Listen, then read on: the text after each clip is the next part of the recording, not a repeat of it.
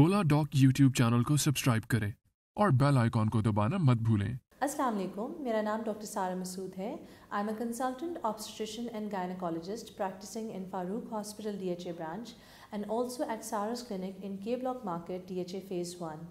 आज का हमारा टॉपिक है PCOS यानी पॉलीसिस्टिक ओवेरियन डिजीज़ और सिंड्रोम। इस वीडियो में मैं आपको बताऊंगी कि PCOS का डायग्नोसिस कैसे बनता है, इसके कॉन्सिक्वेंसेस क्या हैं और इसका ट्रीटमेंट क्या होता है। PCOS के डायग्नोस्टिक क्राइटेरिया के अंदर 3 पॉइंट्स होते हैं। Number 1, ultrasound criteria. अल्ट्रासाउंड पे अगर ओवरी के अंदर 12 से ज़्यादा फॉलिकल्स 12 या 12 से ज़्यादा फॉलिकल्स बने हुए हों, यानी पानी की थैलियाँ बनी हुई हों, या फिर ओवरी का वॉल्यूम जो है वो 10 सेंटीमीटर क्यूब से ज़्यादा हो, तो हम अल्ट्रासाउंड पे इन ओवरीज को PCOS लेबल करते हैं, यानी पॉलीसिस्टिक ओवरीज। सेकेंड क्राइटेरिया ये है कि पेशेंट के जो मेंसेस हैं वो या कम हो या बिल्कुल बंद हो जाए, या उसकी साइकिल लेंथ 42 डेज से ज़्यादा हो जाए।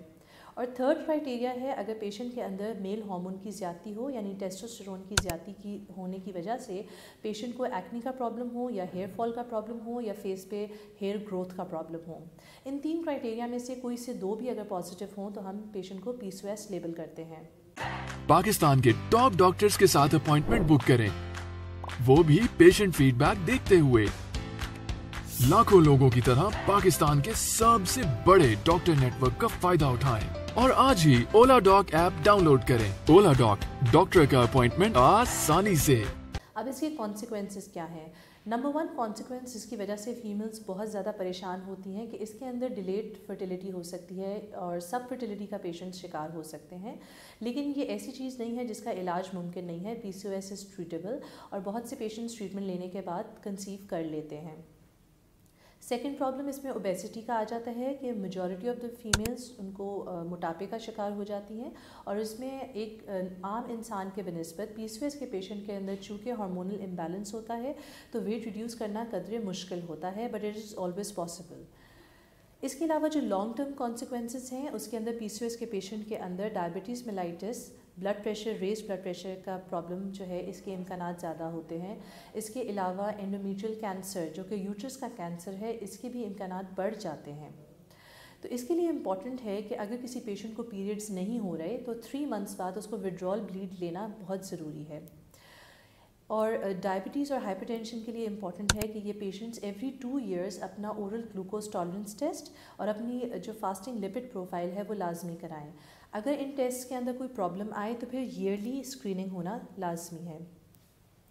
जहाँ तक पीरियड्स का ताल्लुक है, अगर किसी पेशेंट के पीरियड्स इरेगुलर हैं या स्कैंटी हैं, कम हो रहे हैं, तो उसके लिए अद्वियात का इस्तेमाल किया जाता है जो 3 से 6 माह का कोर्स कराया जाता है, जिससे यूजुअली पेशेंट्स के पीरियड्स रेगुलर पैटर्न पे आ जाते हैं। PCOS के पेशेंट के लिए जो ट्रीटमेंट है उसमें सबसे पहले ज़रूरी है कि लाइफस्टाइल मॉडिफिकेशन की जाए, क्योंकि मेजॉरिटी ऑफ द फीमेल्स जिनको PCOS होता है वो ओबेसिटी का शिकार होती हैं। तो उसके लिए बहुत इंपॉर्टेंट है कि अगर वो 5 to 10% अपने वेट में रिडक्शन कर लें तो उनका साइकिल्स भी नॉर्मल हो जाते हैं और जो हार्मोनल इम्बैलेंस है वो रिवर्स होना शुरू हो जाता है। लाइफस्टाइल मॉडिफिकेशन के अंदर इम्पॉर्टेंट है कि रोज़ाना 30 मिनट्स वॉक या एक्सरसाइज की जाए, जिसमें से 10 से 15 मिनट की जो एक्सरसाइज है वो मॉडरेट इंटेंसिटी की एरोबिक एक्सरसाइज हो। ये देखा गया है कि जो लोग एक्सरसाइज और लाइफस्टाइल मॉडिफिकेशन करते हैं और अपनी डाइट के अंदर हाई ग्लाइसेमिक इंडेक्स वाली जो चीज़ें हैं वो कम खानी है। हाई ग्लाइसेमिक इंडेक्स वाली वो चीज़ें होती हैं जिनसे एकदम से ब्लड शुगर जो है वो शूट करता है, जैसे वाइट फ्लावर की जो डबल रोटी हो गई या रोटी हो गई सफ़ेद आटे वाली, ये सारी हाई ग्लाइसेमिक इंडेक्स वाली चीज़ें हैं। इसके अंदर बेकरी आइटम्स भी आ जाते हैं और कोल्ड ड्रिंक्स भी आ जाती हैं। तो PCOS वाले पेशेंट को चाहिए कि इन चीज़ों को अवॉइड करें और फाइबर का इस्तेमाल ज़्यादा करें, प्रोटीन्स मॉडरेट अमाउंट में और सैलड्स का इस्तेमाल करें। इससे इनका रैपिड जो है इनका जो वेट है उसमें रिडक्शन आना शुरू होती है और PCOS का जो हार्मोनल प्रॉब्लम है वो रिवर्स होना शुरू हो जाता है। अगर इसके अलावा भी अगर आपके कोई क्वेश्चंस हैं PCOS से रिलेटेड तो आप कमेंट सेक्शन में मेरे से पूछ सकते हैं, और अगर आप अपॉइंटमेंट बुक कराना चाहते हैं तो ओला डॉक के प्लेटफॉर्म से आप फारूक हॉस्पिटल DHA में या फिर सारास क्लिनिक DHA के ब्लॉक मार्केट में मेरे साथ अपॉइंटमेंट बुक कर सकते हैं। और अगर वीडियो कंसल्टेशन करना चाहते हैं तो वो भी ओला डॉक के प्लेटफॉर्म से is easily possible. Thank you very much.